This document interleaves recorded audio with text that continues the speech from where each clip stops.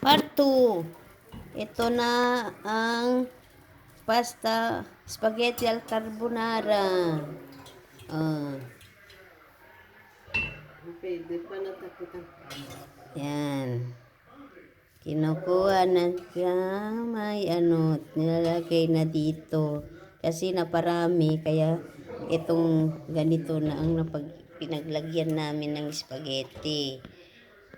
Pagkatapos nito, aalu-aluin para yung kanyang ingredients ay yan, pumuti-puti-puti na.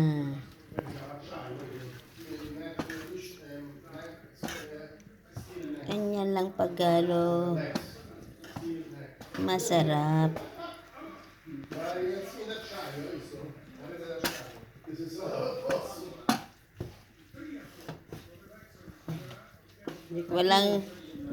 Wala kaming nilagay na mantika. Oo.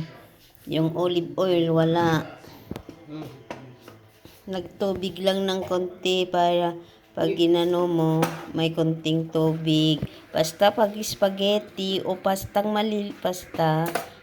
at kung puti ang kakainin mong pasta, kailangan medyo basa-basa. Lagyan mo yung tubig ng spaghetti.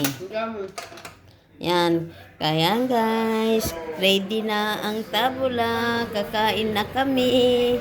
See you later again. Ito ang aming prutas. Melon at pakwan. Tapos salad. Yan.